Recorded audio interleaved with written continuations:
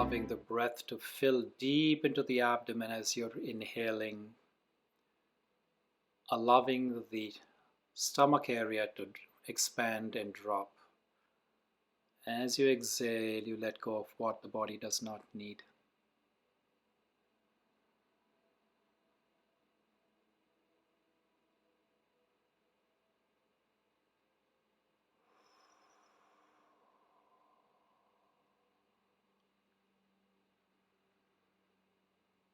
Inhaling, noticing that the chest is not what's expanding, but the abdomen is. This is called diaphragmatic breathing. And as you let go, you find your abdomen collapsing towards your spine, and the body lets go of what it does not need.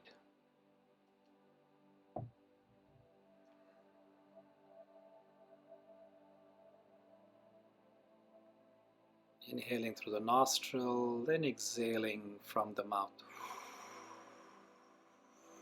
Each for a count of 5.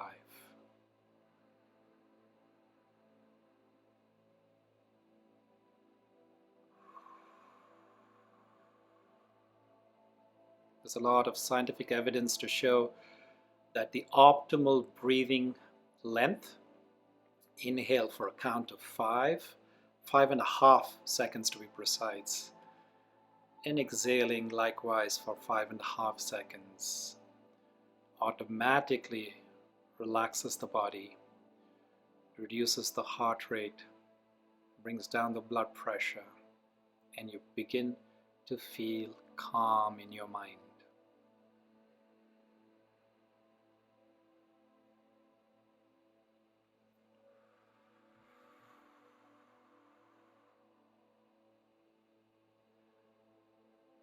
Now, let's take this to the next exercise. And in this exercise, what you'll do is we will have 5 consecutive inhales, followed by holding the breath, and then we will exhale together from the mouth. So inhale through the nostrils like this. I'll demonstrate it to you. 1 round, just watch me. Don't do it just quite yet.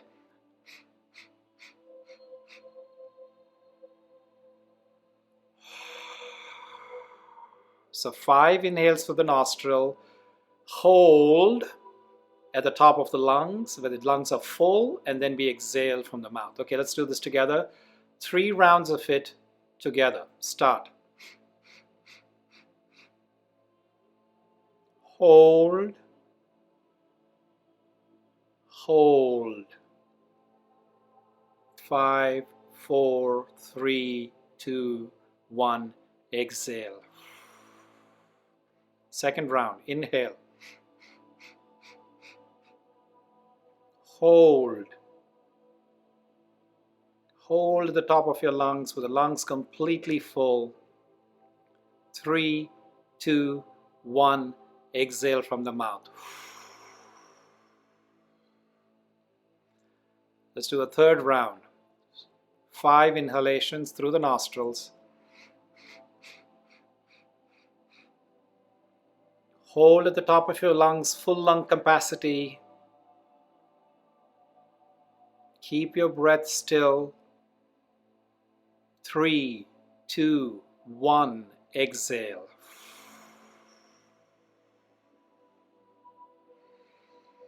A loving regular breath now. Just breathing in for a full length inhale. Exhaling for a full length out. And we're going to go into the breath of fire. Now the breath of fire, as some of you have seen in my previous sessions, it's simply exhaling. The focus is on the exhalation through the nostril. The mouth is always closed. We breathe in and focus on the thrust of air. Think of it as like throwing javelins out through the nostril. Okay, so this is how it's going to look like. Eyes closed or downshift your gaze.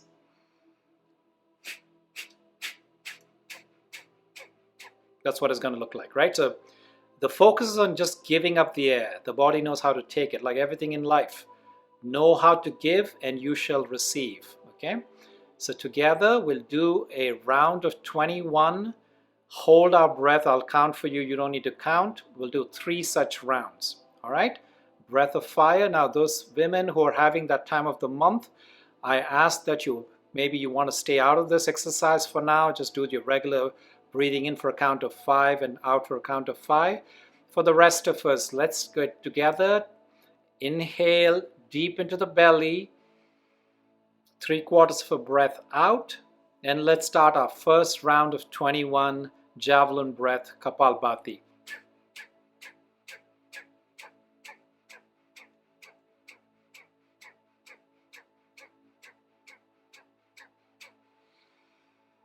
Take a break from this exercise, regular full cycle of breath in, exhaling, and at the bottom of the lungs, hold. Hold as long as I tell you to, and if for whatever reason, if you're not able to hold your breath for that long, it's okay. But if you can, let's all together hold with a set of empty lungs till I tell you to take a breath in.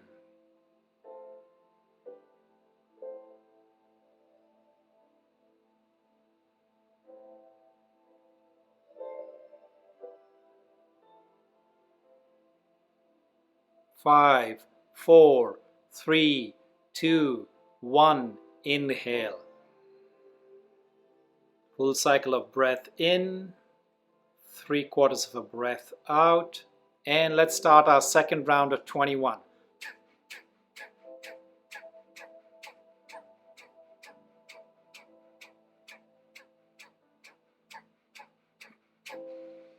Take a break from this exercise, just regular breathing in. Inhale, exhale. Inhale through the nostrils. And at the top of the lungs, you're going to hold till I tell you to do so. Hold.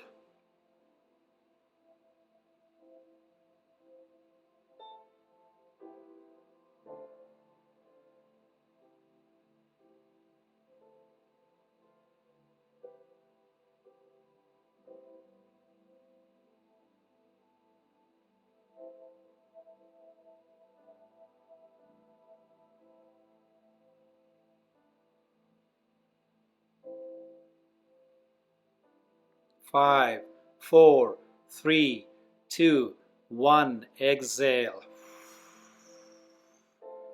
A full cycle of breath in. 3/4 of breath out. And let's do our third and our last round of Kapalbhati.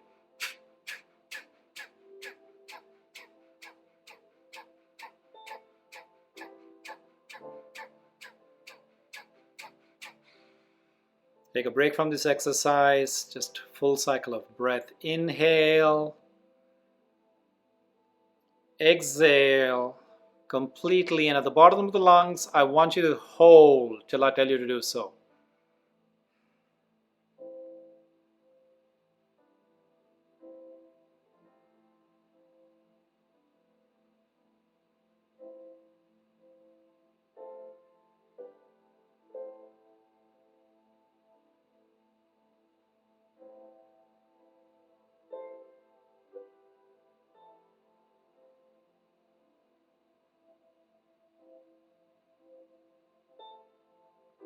Three, 2, 1. Inhale.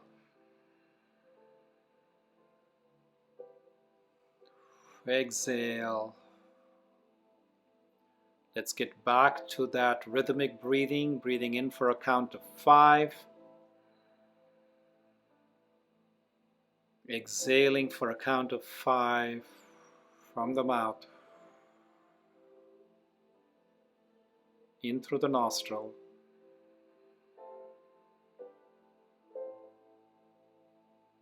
And as you do so, just notice how just this short amount of very intentional, regulated breathing has changed how you feel, has made you become present. This is one of the miracles, that when you can Hold your breath. You don't have a choice but to bring your attention to it because you're hanging on to dear life. So here's a simple hack that you've learned today already of how you can bring that wagged, wavering monkey mind into focus.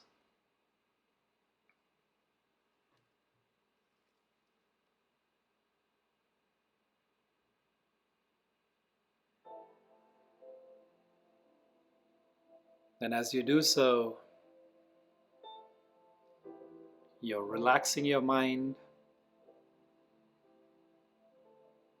and thereby relaxing your body.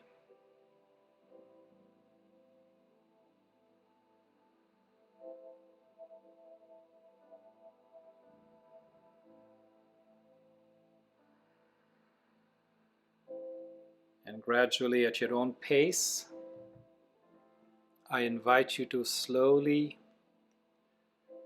come back into the circle.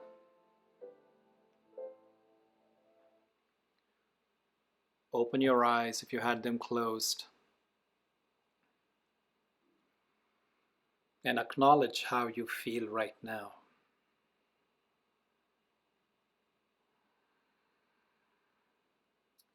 So my friends, we're here to talk about a topic that one of you has asked for, the psychology of scams.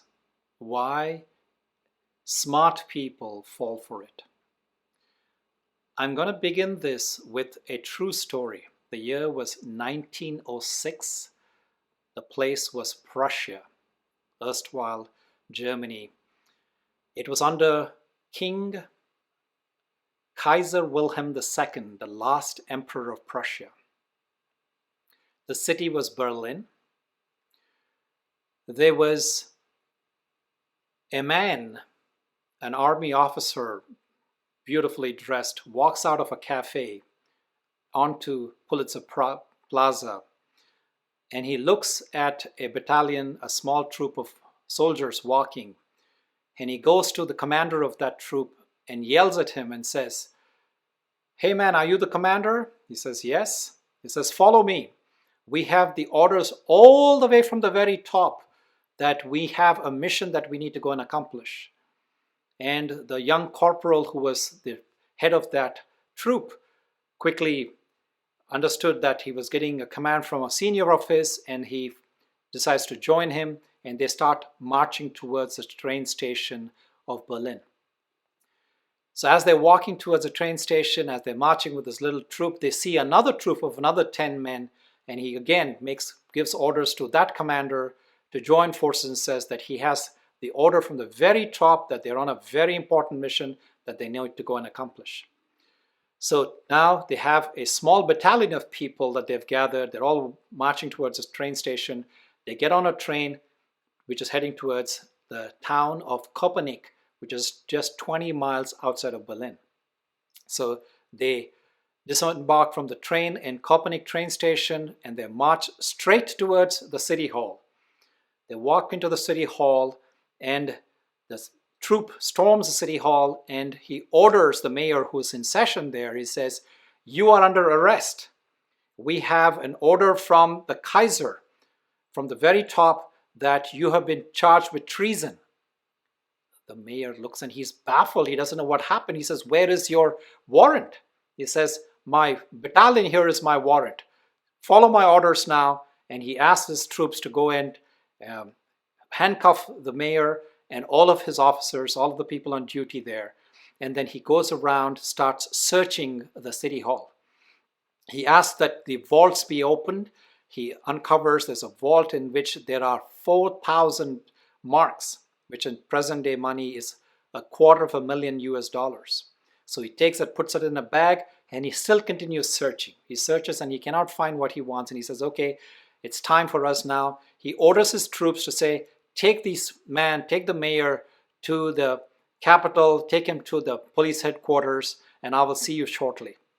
So the marching orders are given. The troops take him to the headquarters in Berlin, and this man, Commander Captain Voigt, walks towards the train station, goes into the checked luggage place, picks up a baggage that he's left there, walks into the restroom, and that's the last time anybody's heard of Captain Voigt.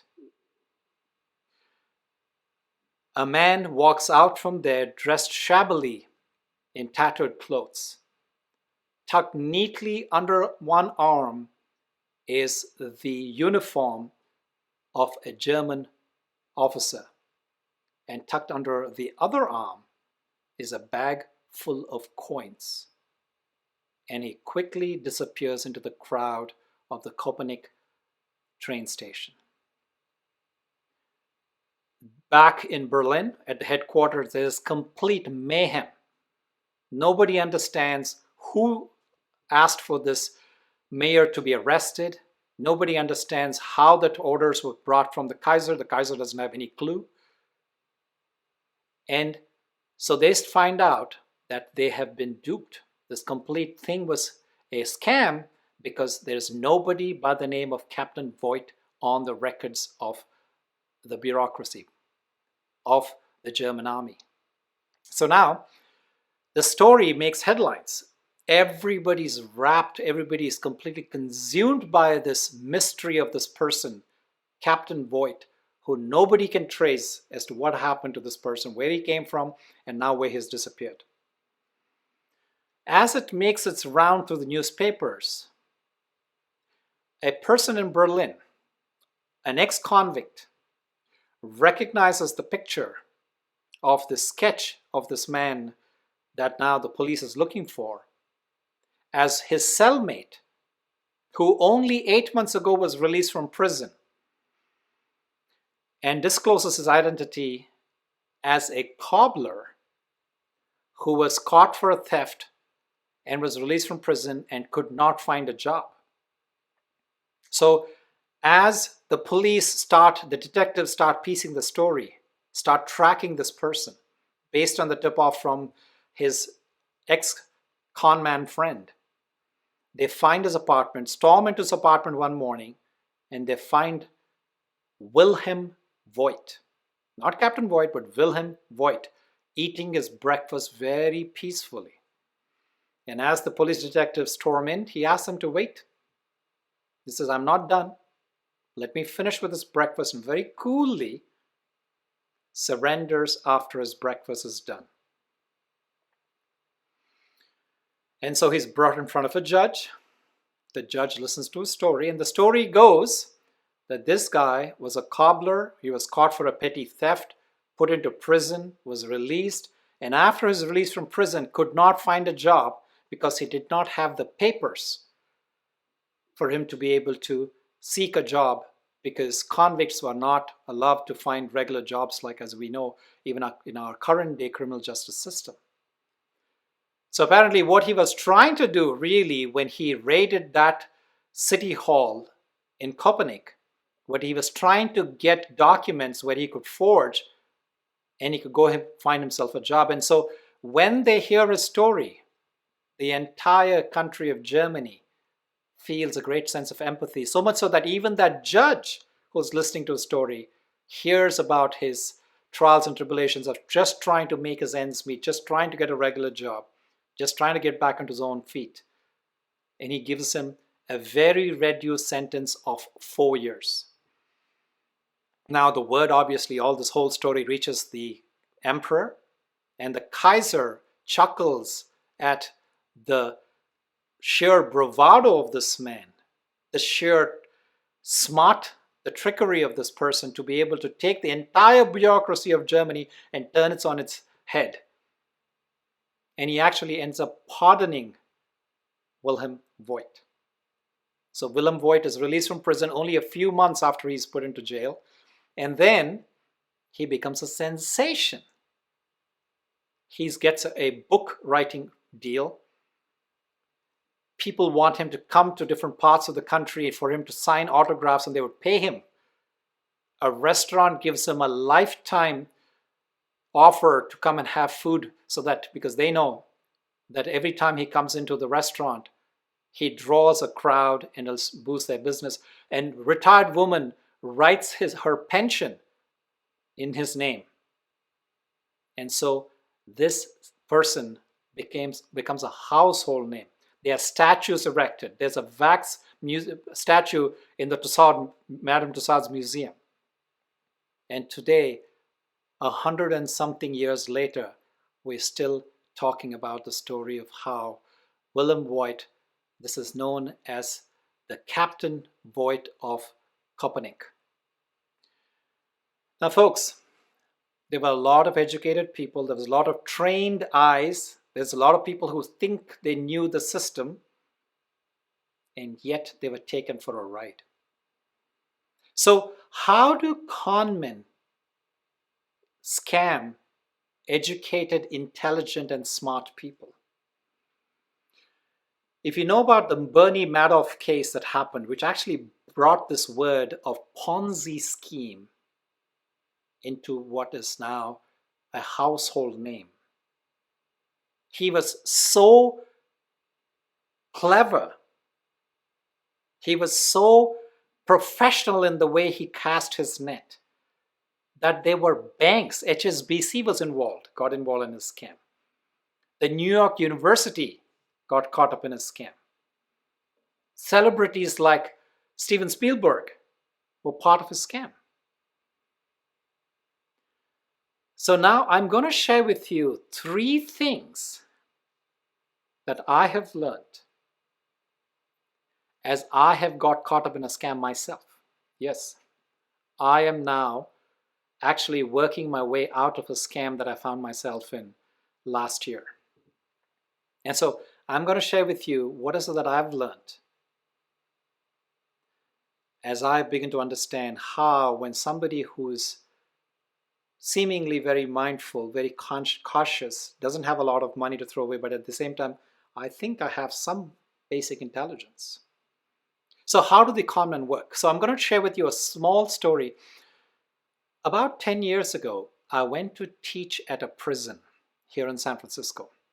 It's the Women's Prison of San Francisco, downtown. And I used to go teach meditation. I was invited to teach a series of meditation lessons to these women there. So I would keep going back there week after week. And one day, one of the matrons, one of the wardens of the prison, she saw me walking out and she called me as I was leaving the prison. And she said, "Listen, boy, I got to tell you something. I've been watching you come and go in and out of this place. Do you realize that your students, these women prisoners, are slowly wrapping you around their fingers?" I was like, "What do you mean? I've just come here to teach my meditation classes. What are you talking about?" She says, "That's what you think. But they have something that I've been noticing. They've been doing to you that is slowly weaving you into their web." And she suggested I go home and read a book called Games Criminals Play. So I did. So how criminals work? First of all, they have a level of authority. Outwardly, they have to present themselves, they will present themselves as somebody who has clear signs of authority, somebody that you will respect. So in the case of Wilhelm Voigt, he had this beautiful attire of being a senior in the German military.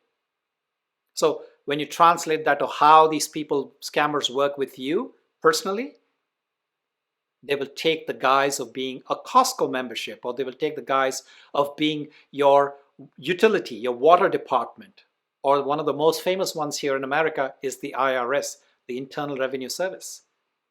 So they will pretend to be somebody of authority. They'll have that logo, they'll have that email signature, they'll have that personality, they'll have that dress. They look like a UPS guy who's trying to just come and deliver a package to you, etc., etc.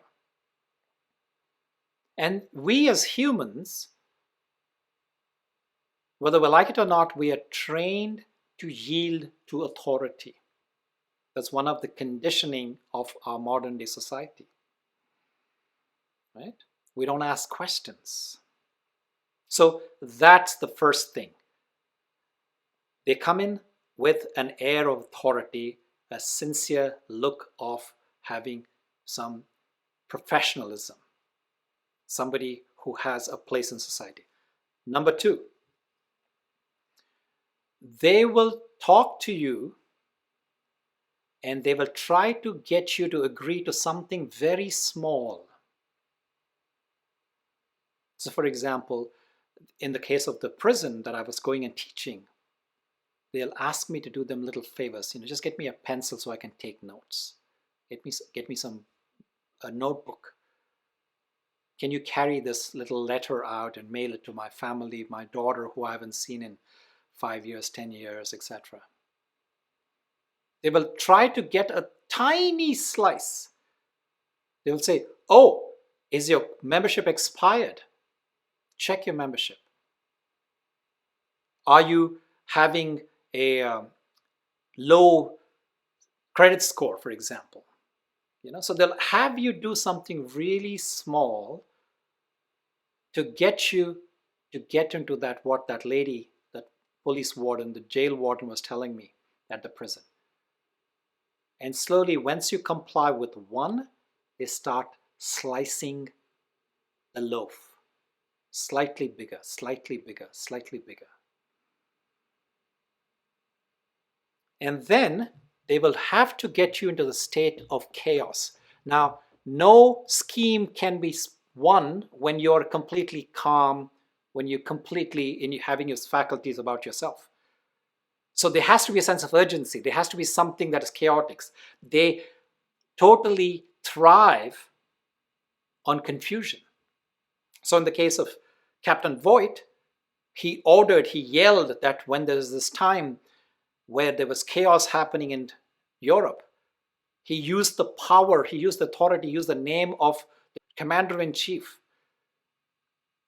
And when he yelled at that young commander who had very little experience, there was a sense of pandemonium in his mind, and he yielded to his first request and says, yes, I will join you. And then he used that show of power when he went towards the train station. He was able to go and bring another little troop and another little troop, and then when he showed up at the city hall, he looked very, very authentic. He had an army behind him. And then when he yelled at that mayor and he orders his troops to charge to arrest everybody there was pandemonium. There was no time to think. There was no time to sit and deliberate on what is right and what's wrong and who has the authority, etc. So also, folks, these racketeers, scammers will look for weaknesses where they can create a sense of pandemonium.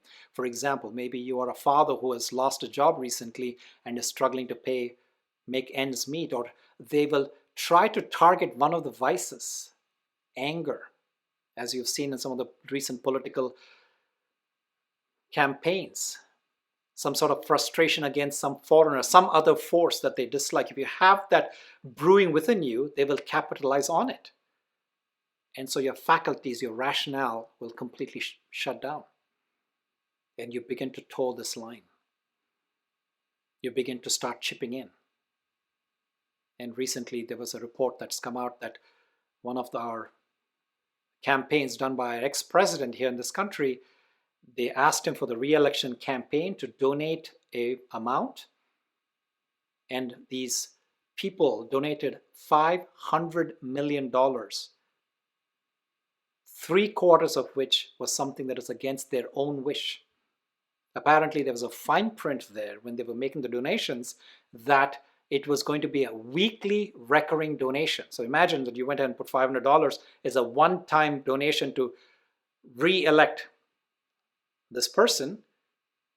What his campaign was actually doing was they were taking away $500 every week for over a month. And so now when these people are going and trying to reclaim the money, they're saying, too bad. That was in the fine print. You didn't read it. We did nothing illegal.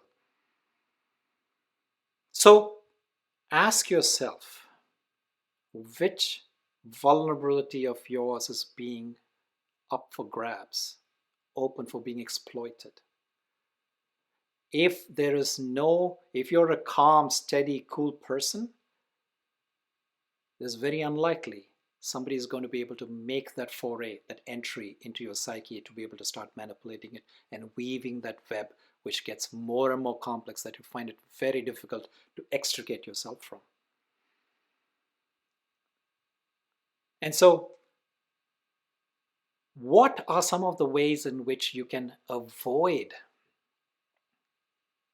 being taken into one of these scams? So one of the things is, when something appears too good to be true, it probably is. When you get a whiff of something to be slightly off, ask yourself, time to put the brakes on, time to completely slow down and say, this needs to be verified, cross-check. A lot of times scammers will not spend the time of day for them to go through extensive process of verifying their identity, their authenticity, and who they are, and proving that they are who they say call themselves to be. They want to move on to the more gullible, the less careful, the less accurate people who want to be able to cross their T's and dot their I's. And another thing is, when you find yourself sucked into any kind of a scam. So now with the age of technology, scamming has become one of the most prolific businesses around the globe, because there is such a low bar. They can sit somewhere in some other corner of the world and be able to enter into your life through an email, through a text message, through asking you to download something on a website. And then what happens is, once you become part of their nexus, it becomes so difficult, even after you find yourself having been scammed, for the authorities to be able to track them down, because they're hiding behind several layers of complexity, several layers of bureaucracy, where entering into a foreign government, entering into finding out where their computer is, where the hacker center is. So it's almost becomes a wild goose chase to be able to go and get justice, go and recover your lost funds, time, whatever it is that you've lost. And so one of the things that I urge you to do is that when you find yourself being caught, like I told you, they go with these small slivers. They start adding up, they start eating away, and they will get you further and further into their clutches. And when there's evidence, and here's a very unfortunate part, once people find themselves, these intelligent people who get caught in scams, the momentum, inertia, if they find themselves, okay, I've already done this, I've already been applying this, this wrinkle-free cream for 6 months now. I've been taking these herbal pills, these things that are supposed to give me this vitality, right? Supplements for months now. You say, when you have evidence, one of the unfortunate things is people fail to act. People fail to stop. People fail to change their ways. Momentum is so much easier. Once they've invested, they say the prize, right? So think about even what lottery. What is that? What is lottery? The chances of you actually winning are 1 in a million, several million perhaps. And yet weekly, monthly, people go and start investing, keep investing. Lots of Ponzi schemes are like that. They get into it, and then once you've done it, you find it like, oh, you know what? The odds are so much in favor. The odds are like, so in favor. It's actually not in your favor, but the winning, if I win, if I'm in one of the million people, look at what my life can be. So with that promise, with that false promise, without putting logic, greed sucks us into keep feeding that scheme. So folks, here are some things for you to use your sense, bring yourself back to center, catch yourself before you go too far into this thing. And like I said, when something is too good to be true, it probably is. So for the next few minutes, I'd like to turn this into a meditation on how you can actually bring yourself into center, how you can bring mindfulness back in these times of pandemonium of chaos that these scammers thrive on. Now you might choose to close your eyes or downshift your gaze again, just allowing the breath to flow in and out of your body, breathing in through the nostrils for a count of 5,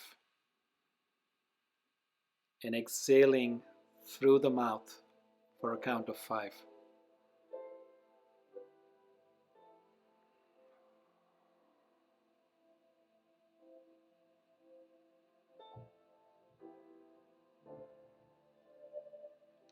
Noticing the rise and collapse of the abdomen,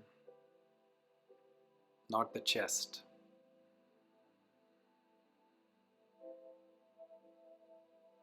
Just like when you see a baby sleeping very peacefully, you'll see its stomach is what rises and falls.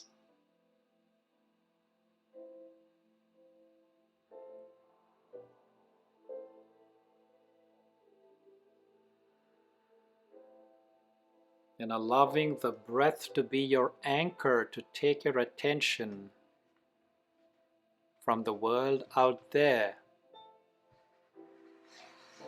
into the world in here.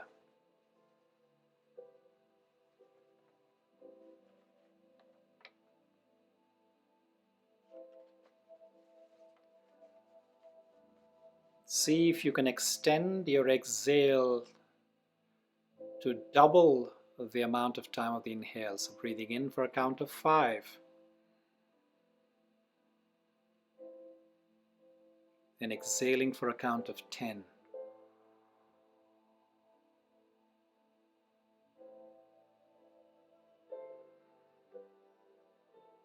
In for 5. And out for 10.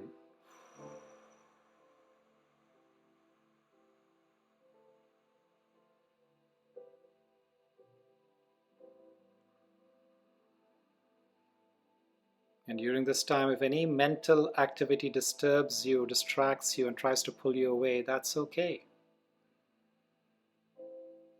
Just tell yourself that you recognize it. You'll set it aside for now and continue to focus on the flow of thoughts that you're being guided to right now. So you're not trying to fight them. You're not trying to resist them. Nor are you trying to allowing them to carry you away. Just let them come and they will go.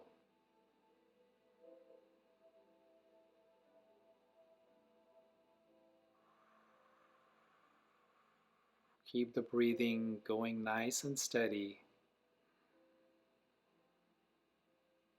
making your exhale longer than your inhale.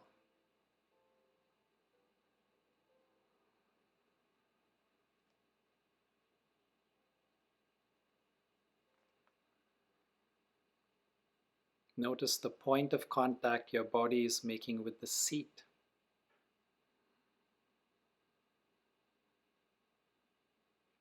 Feel the pressure at that point, the points of contact.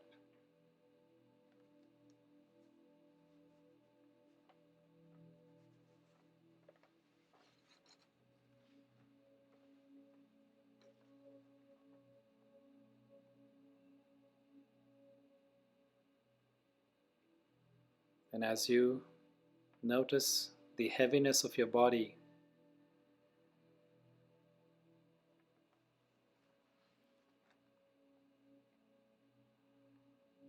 take your attention to the region of the third eye,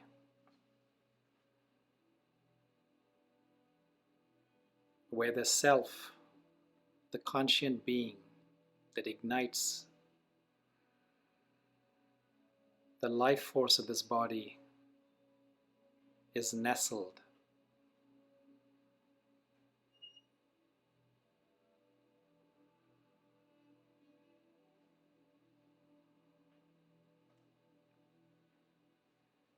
Become aware of the self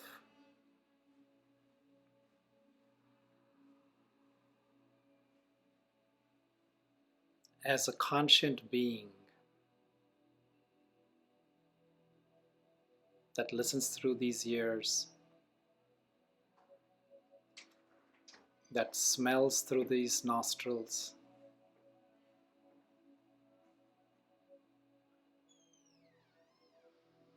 that tastes through this tongue,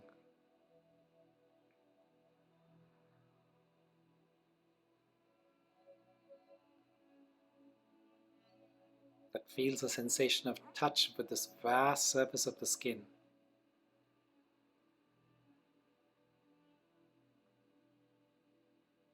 and sees through these eyes.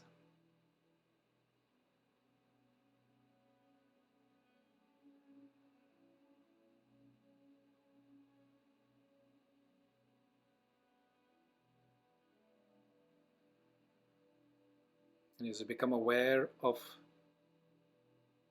the conscious self, your intuition is naturally heightened.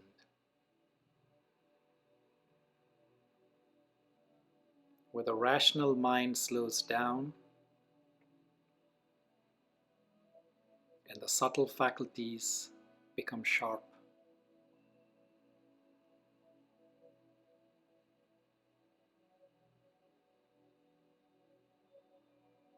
This is a simple method to move away from the thinking, rational mode to the more reflective, intuitive mode.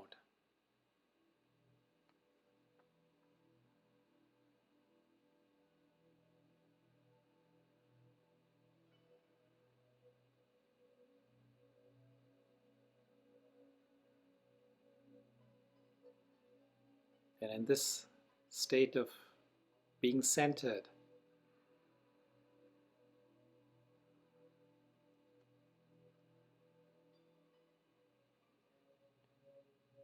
you've become the self-aware self, the wise being that has all the knowledge to navigate any challenge or trick that is thrown on your path.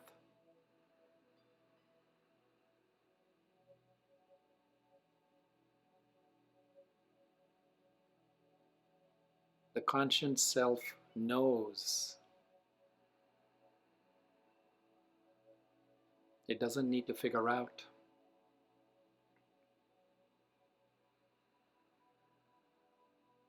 Because the conscious self is an eternal traveler that has accumulated wisdom through eternity.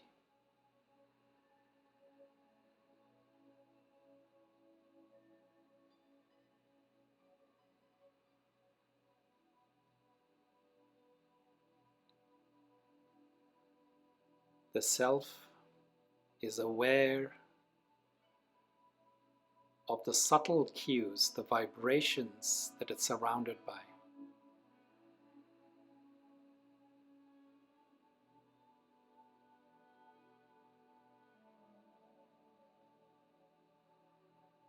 And intuitively knows what is right and what is not worth embarking on.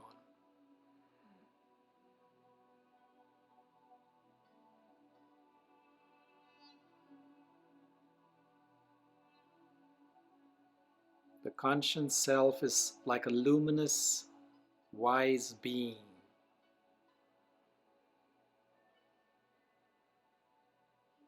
And it radiates an aura all around it.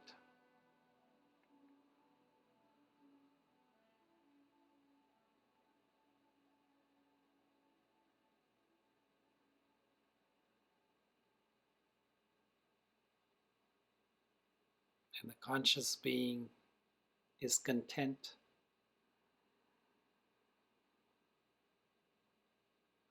It knows that everything it needs it has within itself.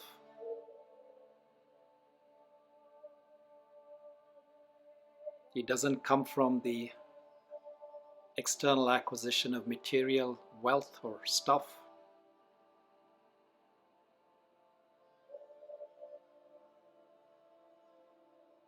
It is content, calm, and collected.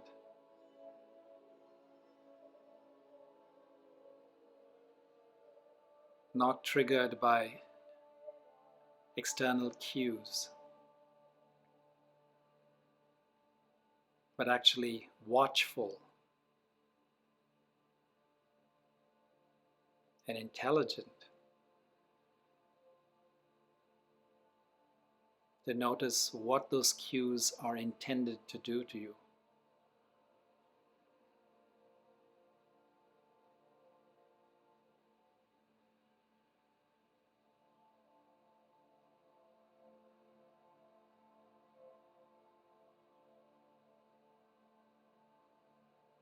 The self-aware self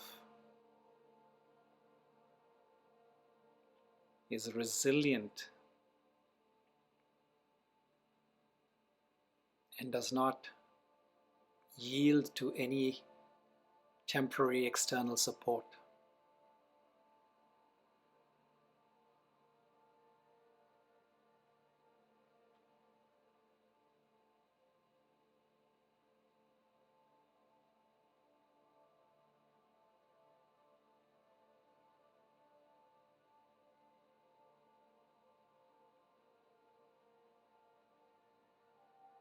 The conscious being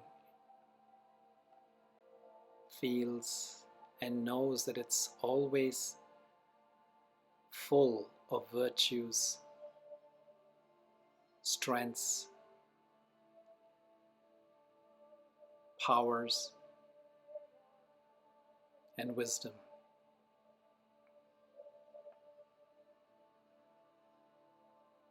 That it has come, we have come into this world to give, to share, to radiate our gifts and our positivity.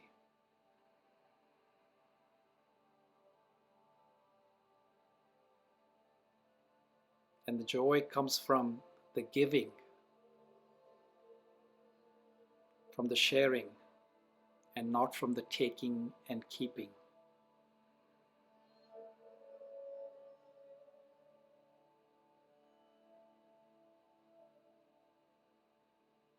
And so the self-aware self is naturally protected from trickery and deceit.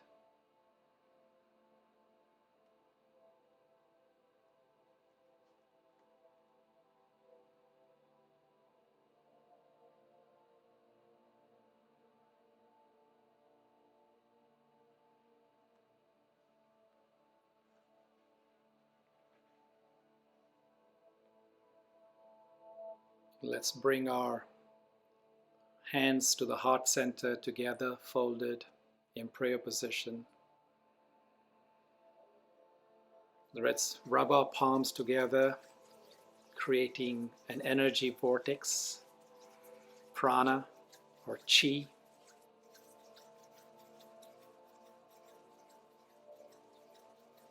And then once we have kindled enough fire, let's cup both our eyes with our two palms.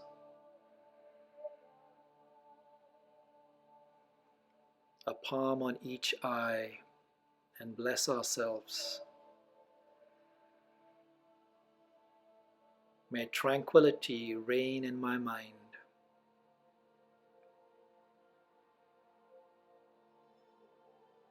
May contentment reign in my heart.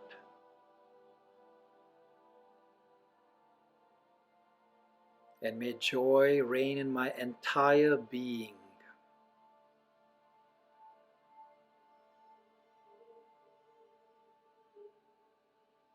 And my life be one of sharing this joy through my interactions with others.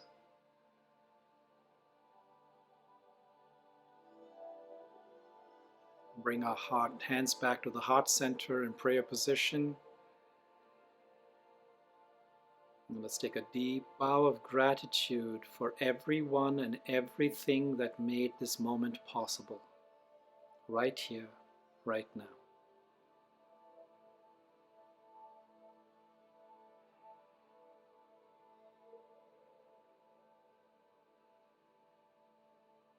Namaste. Thank you. I invite you to slowly come back into the circle, open your eyes, and I invite you to share. How do you feel right now in this moment? If you could put that in one word and share it in the comment section, I'd love to hear. And while doing so, I notice that donations are beginning to come in. I do definitely appreciate it. Thank you so much. This means a lot to me. Your donations help me to keep continuing to do the work that I do. It helps me to keep offering these courses far and wide, regardless of whether somebody can or cannot afford these services. And I have a whole team of people that support me in actually being able to render my services through the videos, the audio, the website, the podcast, etc. So thank you for that. So let's see. Calm, magnificent, connected, more calm, more calm. I feel more aware. I feel tranquil. Fantastic, fantastic, folks.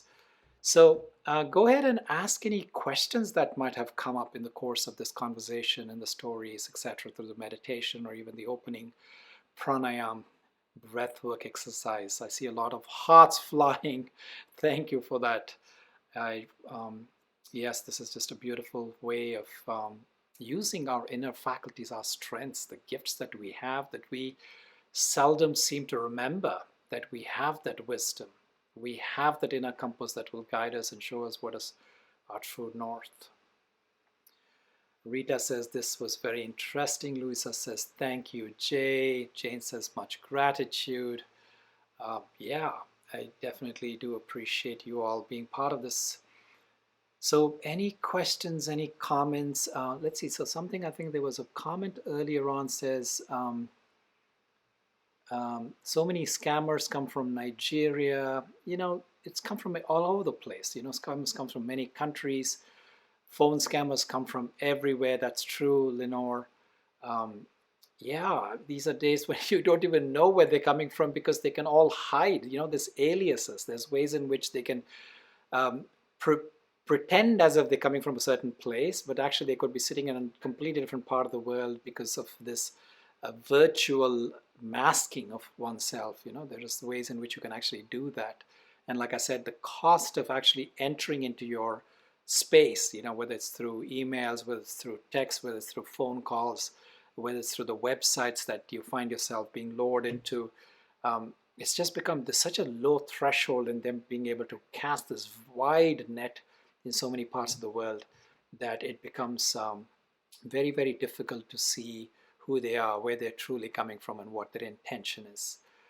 So Tara is saying, right, there are weird energies in the world anyway, and it is important to be aware of. Yes, and particularly at times, like I said, when there is something that is a global pandemonium, something that is causing a lot of heartache, a lot of grief to people. People are feeling a little bit less centered now.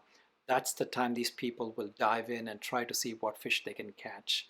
So I say that, you know, please just just stay true, keep your daily practice, and that's really what it is. It's not even really, you know, rocket science. You're not trying to be somebody that you're not. You're not trying to outwit somebody with your guile or your expertise. It's just about just being centered, being connected, having your daily practice, having your sense of awareness. Truly, that's what it is. So let's see. Caroline is saying that when we connect with ourselves, we can be protected. We can protect ourselves naturally. True, but how to connect quickly when under pressure? And that's the technique which I shared with you, the breath work at the beginning of it, or even just the simple mindfulness techniques that I shared with you during the course of this session. And if you joined late for whatever reason, I ask that you please, there are 75 different meditations. Some of them are as little as 4 minutes long, some as long as 30 minutes on this platform on Insight Timer. So please go ahead and follow me on this app, and you will see that there is all this repertoire, wide variety on a number of different topics, and how to quickly versus how to slowly come into that state of being completely centered and completely in your own wisdom. As they say, the ultimate guru, the ultimate wise one is within yourself, and we use all of our different techniques, whether it's through the guided meditation, through the penance, through the sitting under a tree or walking up a mountain. All of that is really ultimately just to reach the inner mentor, the inner guru, the inner wise one, right?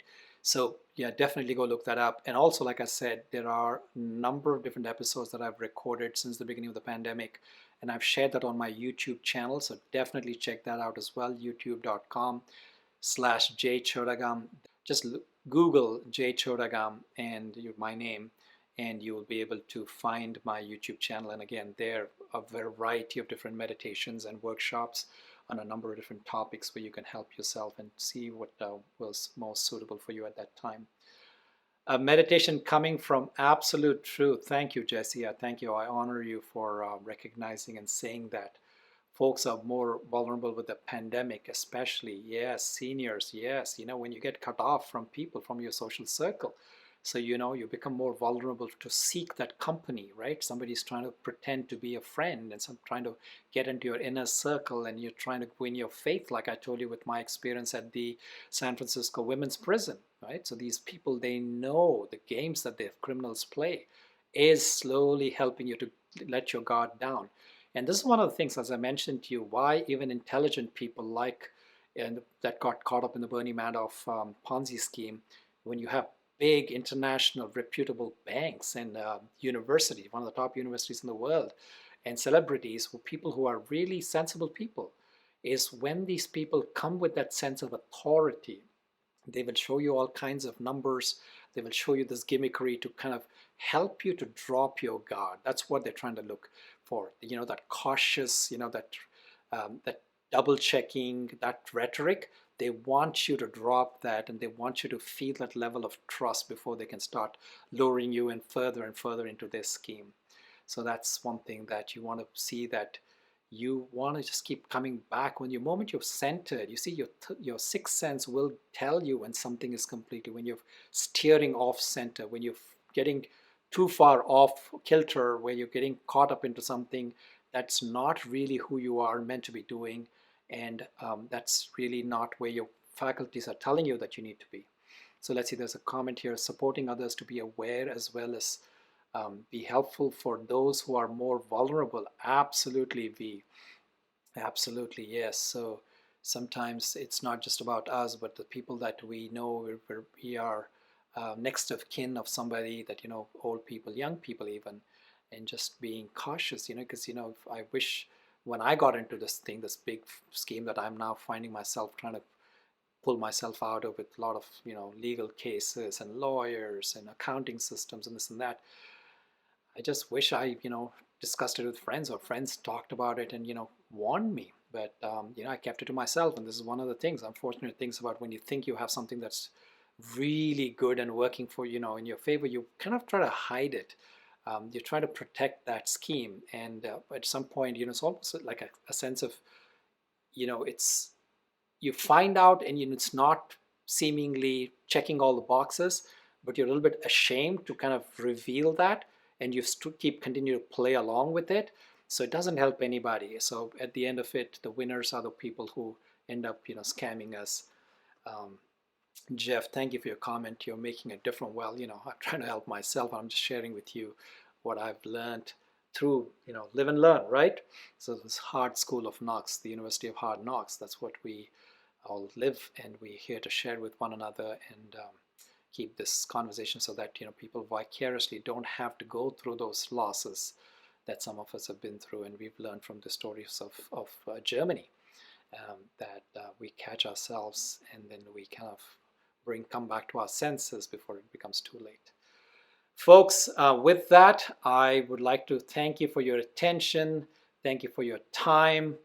They never really win at the end, do they? Yeah, how can you sleep with that? How can you sleep with the knowing that you have taken away the nest egg, you've taken away money from retirement, money from people who don't have any other source of income. Yeah, it's a very, very sad thing that they don't realize, that they think that they're outsmarting you, outwitting you, and they're walking away with your belongings and your nest egg when they can't sleep. Think about these people, these leaders, even who befuddle us, who confuse us into getting toting their lines, using scare tactics, using some pandemonium, using this anger and resentment towards minorities. Again, what are they? Even if they seemingly have won that um, the battle, they will never win the war. As they say, you can win a battle, but you'll not win the war. Short wins, but big losses in the big picture. Karma, absolutely. Karma comes full circle. Yeah, I mean, karma is, they say in the Karma Cafe, you don't get to order. You will be served what you deserve. So with that, folks, I thank you again for your donations, for your attention, for all of your love, and for your camaraderie, for my Wednesday night soul tribe that you've been part of, some of you for as long as going on 12 months now. And we will keep these conversations. We'll keep sharing these stories of the School of Hard Knocks, live and share, right? So that's how we spread our experience, and that's how we help out one another to prevent them from having to walk through the difficult, the trials and tribulations that we've been on. Any which way you can reach out to me. I welcome your suggestions for topics. I always want to be addressing things that are most important to you, rather than me just coming up with these random things that I kind of imagine in my own mind. So I want to know what's important to you, what's on top of your head, what are things that are issues that you're tackling with, and I'll be happy to take that on as make it part of our next chapter through this journey that we've been on, the Soul Tribe Meditate with Jay. With that, I'd like to thank you all again. I will see you same time, same place next week. Until then, be well.